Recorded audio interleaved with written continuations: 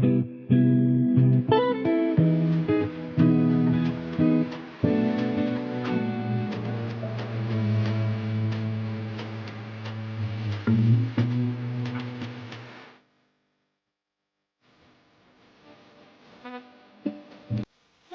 Evening, எனக்கு நமஸ்காரம். எல்லாரும் எப்படி இருக்கீங்க? ஓகேவா? இன்னைக்கு நம்ம தீபாவளி ஸ்பெஷல் நம்ம என்ன பார்க்க போகிறோம் அப்படின்னு கேட்டீங்கன்னா, நேற்றுக்கு வந்து போட்டிருந்தாங்க பார்த்துருப்பேன்னு நினைக்கிறேன். நேற்றுக்கு வந்து காஃபி பொடி மைசூர் பால் வந்து பண்ணியிருந்தேன். ரொம்பவுமே வந்து சூப்பராக இருந்தது. லைட்டாக ஒரு காஃபி பொடியோட ஒரு வாசனை வந்து வரும். காஃபியோட வாசனை சூப்பராக இருக்கும். அந்த வாசனையோட அந்த மைசூர் பால் வந்து ரொம்ப நல்லா இருந்தது. இது பண்ணியிருந்தேன். நீங்கள் ட்ரை பண்ணி பாருங்கள். இன்றைக்கி வந்து பார்த்தீங்கன்னா இன்றைக்கி நம்ம என்ன பார்க்க போகிறோம், கடலமாவோட என்ன இன்றைக்கி சொல்லி பார்க்க போகிறோம் அப்படின்னு கேட்டேன்னா, இன்றைக்கி வந்து 7 கப் கேக் தான் வந்து பார்க்க போகிறோம். கிட்டத்தட்ட மைசூர் பால் டேஸ்ட்டு கொஞ்சம் அப்படிங்கிறது இதில் வந்து ஆனால் பார்த்தீங்கன்னா பால் பவுடர் வந்து சேர்க்குறோம். அப்புறம் வந்து பார்த்திங்கன்னா முந்திரி வந்து சேர்க்கப்படுறோம். அதுக்கு வந்து பார்த்திங்கன்னா தேங்காவும் சேர்க்குறோம். அதோட டேஸ்ட் எல்லாமே சேர்ந்த மாதிரி அது ஒரு டேஸ்ட்டாக நல்லாயிருக்கும். இன்றைக்கி 7 கப் பர்ஃபி தான் வந்து பண்ண போகிறோம். 7 கப் கேக்கு இல்லை பர்ஃபி எதுனா நம்ம வச்சுக்கலாம். அது வந்து பார்த்திங்கன்னா அதுக்கு தேவையானலாம் வந்து அப்படியே எடுத்து வச்சுருக்கேன். ஃபஸ்ட்டு க்ளோஸ்அப்பில் காமிச்சிருப்பேன், பார்த்துருப்பேன். 1 கப் கடலமாக வந்து எடுத்துருக்கேன். பால் பவுடர் வந்து 1 கப் வந்து எடுத்துருக்கேன். தேங்காய் 1 கப் வந்து எடுத்துருக்கேன். இப்போ வந்து மூணாச்சு. அடுத்தது முந்திரி மிக்சியில் ஒரு ஓட்டி எடுத்து வச்சுருக்கேன். கொஞ்சம் பல்ஸ் முள்ளெலாம் வந்து போட்டு எடுத்துக்கலாம். நைஸாக பிடிச்சதுக்கப்புறம் எடுத்து வச்சுக்கலாம். முந்திரி வந்து எடுத்து பிடிச்சி வச்சுருக்கேன். அடுத்தது நெய் 1 கப் வந்து எடுத்து வச்சுருக்கேன். இப்போ அது 5 ஆச்சா. அடுத்தது வந்து பார்த்திங்கன்னா பாக்கி 2 கப்புக்கு சர்க்கரை வந்து எடுத்துருந்துச்சு. 2 கப்பு சர்க்கரை வேணும். இது எல்லாமே ஒரு கப்பு. மொத்தம் 5 ஆச்சு. சர்க்கரை தான் அடுத்து. சர்க்கரை வந்து 2 கப்பு. அப்படி வந்து 7 கப்பு. இப்போ நம்ம 7 கப் கேக் தான் வந்து பார்க்க போகிறோம். அதை வந்து பார்த்திங்கன்னா ஃபஸ்ட்டு இந்த பேனில் தான் வந்து இப்போ பண்ண போகிறோம். ஃபஸ்ட்டு சர்க்கரையை கொட்டிட்டு கரைச்சிக்க போகிறோம். சர்க்கரை கரைஞ்சதுக்கப்புறமா ஒரு முத்து பதம் அப்படியே வரும்போது இது எல்லாத்தையுமே ஒன்றாவே கொட்டிட்டு கலர போகிறோம். அவ்வளோதான். இதுக்கு கடலை மாவு உங்களோட விருப்பம் தான். நீங்கள் வெறுக்கனாலும் பார்த்துக்கலாம். பச்சை வாசனை வரும் அப்படி தொழிக்கலாம். இது எல்லாமா சேர்ந்து கொதித்து நல்லா இதுவாகி வரது உங்களுக்கு அவ்வளோவா அந்த வாசனை வந்து வராது. அதனால் நான் வந்து வறுக்கலை. நான் அப்படியே தான் வந்து போட போகிறேன். உங்களுக்கு அப்படி வேணும்னு தோணிச்சுன்னா வாசனை வரும் அப்படின்னு தோணிச்சுன்னா நீங்கள் வறுத்துடலாம். நான் இப்போ வந்து இன்றைக்கி ஃபஸ்ட்டு இப்போ அப்படியே தான் போட போகிறேன். ஃபஸ்ட்டு இந்த சர்க்கரையை வந்து பாகு வச்சுக்க போகிறேன். பாகுன்னா சும்மா ஒரு கொதிக்கணும், அவ்வளோ கரையணும். இப்போ வந்து பார்த்திங்கன்னா சர்க்கரை வந்து நல்லா கரைஞ்சிட்டு நல்லா ஒரு பிசு பிசுப்பு பதம் வரும்போது நம்ம வந்து இப்போ ஒன்று ஒன்றா இதெல்லாம் வந்து போட்டுக்கலாம். இதான் வந்து கரைஞ்சிருக்கு. நல்லா அது ஒரு முத்து கொதி வரும் இல்லையா, அந்த மாதிரி நல்லா கொதித்து வரும்போது நம்ம ஒன்று ஒன்றா வந்து நம்ம அதை வந்து சேர்த்து விடுவோம். பாருங்கள், சர்க்கரை கரைஞ்சி கொதிக்க ஆரம்பிச்சிருக்கு. நல்லா கொதிச்சு முத்து பதம் வரும்போது ஒன்று நம்ம வந்து சேர்த்துக்க போகிறோம். இப்போ வந்து அது ஒரு கொதி வருது. பிசு பிசுப்புன்னு ஒரு பிசு பிசுன்னு இருக்கும். அந்த மாதிரி இருக்கும் அந்த ஸ்டேஜில். ஸ்டவ்வை வந்து சின்னதாக்கிக்கிறேன் நான். இப்போ இதில் வந்து நான் ஒன்று ஒன்றா வந்து போட்டுக்கிறேன். ஃபஸ்ட்டு வந்து பால் பொடி வந்து போட்டுக்கிறேன்.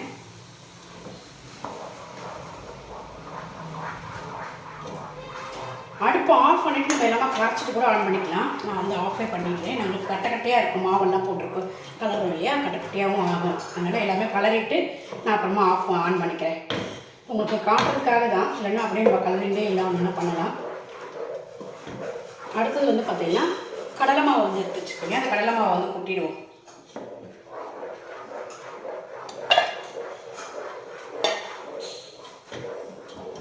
எல்லாமே இந்த சர்க்கரை கரைச்சது தான் வந்து விடுறோம். தண்ணி கிட்டலாம் வேறு ஒன்றும் நம்ம போட கிடையாது. அந்த கட்டை இல்லாததுக்கு ஃபஸ்ட்டு இதை ரெண்டுத்தையும் வந்து நம்ம கரைச்சி விடுவோம். ஏன்னா கொஞ்சம் மாவு இல்லவா, 2 பொடி பால் பொடி அப்புறம் வந்து கடலை மாவு கட்டையாக இருக்கும். அதை வந்து ஃபஸ்ட்டு நம்ம கரைச்சிட்டு அதுக்கப்புறமா தேங்காயும் முந்திரியும் வந்து போட்டுக்கலாம். முந்திரி வந்து நம்ம பொடிச்சு வச்சுருக்கோம்.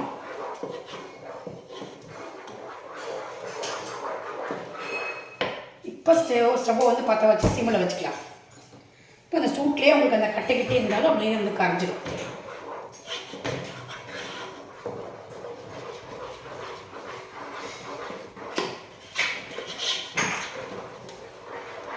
இப்போ இது அடுத்தது வந்து பார்த்திங்கன்னா நம்ம முந்திரி வந்து பொடிச்சு எடுத்து வச்சுருக்கோம். அதை வந்து நான் வந்து கொடுக்குறேன்.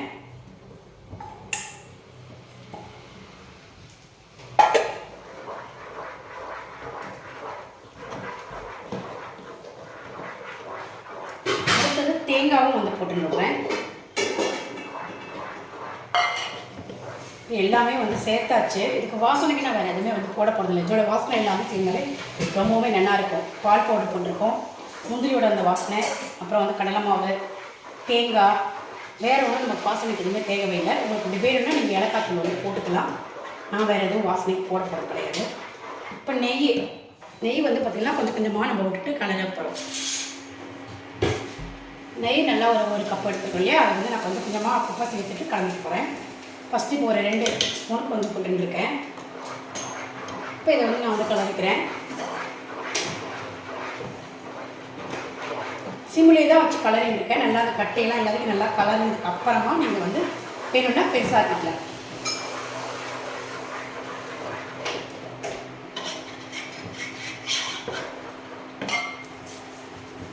நம்ம எல்லாமே வந்து சேர்த்தாச்சு. நெய் மட்டும்தான் வச்சுருக்கோம். அது மட்டும் அப்பப்போ கொஞ்சம் கொஞ்சமாக நம்ம விட்டுட்டு கலரிக்க போகிறோம்.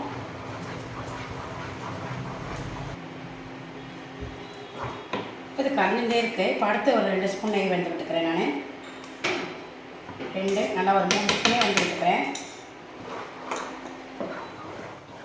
நம்ம அந்த எடுத்து வச்சுக்கிற ஒரு கப்புலேயே தான் வந்து நம்ம ஒரு 2 ஸ்பூனாக வந்து விட்டுக்கிறோம்.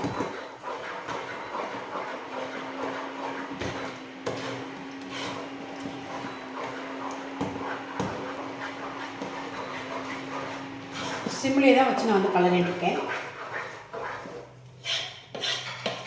இதெல்லாம் நான் வந்து இன்னும் 2-3 ஸ்பூன் கூட நெய் வந்து விட்டாச்சு. இப்போ அப்படியே கலரிட்டுருக்கேன். வந்து பார்த்திங்கன்னா ஃபுல் எல்லா நெய்யும் வந்து நான் வந்து விட்டாச்சு. இப்போ விட்டுட்டு இப்போ வந்து கலரிட்டுருக்கேன். நல்லா அந்த பேனில் ஒட்டாது சுருந்து பூத்து வரும்போது நம்ம பதம் வரும்போது காட்டுறவங்களுக்கு தட்டை வந்து ரெடி பண்ணி எடுத்து வச்சுருக்கேன் விடுறதுக்கு.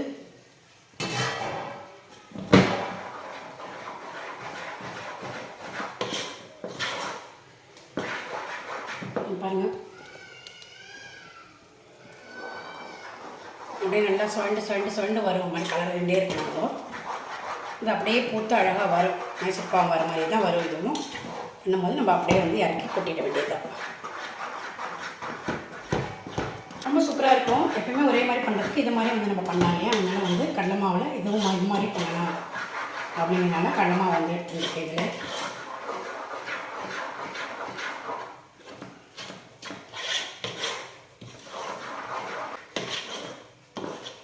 இது அப்படியே நல்லா பூத்து வரும்போது நான் உங்களுக்கு காட்டுறேன். கொட்டும் போது பாருங்கள், கிட்டத்தட்ட அந்த பழம் வந்து வந்தாச்சு. அப்படியே நல்லா சுருண்டு வந்துருக்கு. பூத்து ஒரே ஒரு செகண்ட் 1 நிமிஷம் கூட நம்ம கலரினா வந்து போதும்.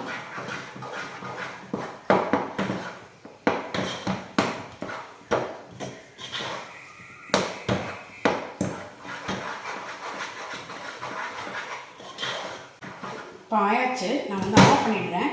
ஆஃப் பண்ணிவிட்டு இது அப்படியே சும்மா ஒரு சொல்லிட்டு ஆஃப் பண்ணிவிட்டு இந்த சூட்லேயே சுற்றிக்கிறேன். அடுப்பை வந்து ஆஃப் பண்ணி வச்சு சும்மா தான் வந்து அப்படியே சொல்லிட்டு இருக்கேன். இந்த சூட்லேயே ஒரு சுழண்டாச்சுன்னா நல்லா சூப்பராக வந்து வந்தாச்சு.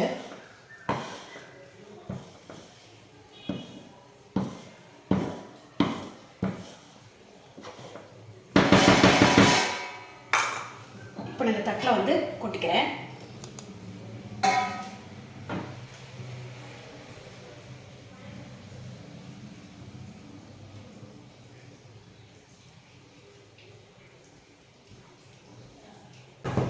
வந்து பார்த்தீங்கன்னா அப்படியே நல்லா தட்டியாச்சு. தட்டிட்டு கொஞ்ச நேரம் அப்படியே விட்டுட்டு ஆறிட்டு நீங்கள் லைன் பண்ணி சூப்பராக வரும். பாருங்கள், சூப்பராக வந்து செட் ஆகிடுச்சு. இது அப்படியே வச்சுருங்க. கொஞ்ச நேரம் ஆறிட்டு லைன் போட்டு எடுத்து சூப்பராக வரும். இப்போ வந்து பார்த்திங்கன்னா நல்லா வந்து ஆறியாச்சு. இப்போ லைன் வந்து போட்டுருக்கோம். லைன் போட்டுட்டு அதை எடுக்கிறதும் வந்து சூப்பராக வந்து வரும். இப்போ எடுக்கிறதையும் வந்து உங்களுக்கு வந்து வீடியோ வந்து காட்டுற பாருங்கள். நம்மளோட இப்போது 7 கப் கேக் வந்து சூப்பராக வந்து வந்துடுது. நீங்களும் அது மாதிரி வந்து ட்ரை பண்ணி பாருங்கள். ட்ரை பண்ணி பார்த்துட்டு எப்படி லைக்கும் கமெண்ட்ஸ் பண்ணுங்கள். நீ அடுத்த வீடியோவில் வேறு ரெசிபியை பார்க்கலாம். Okay, thank you.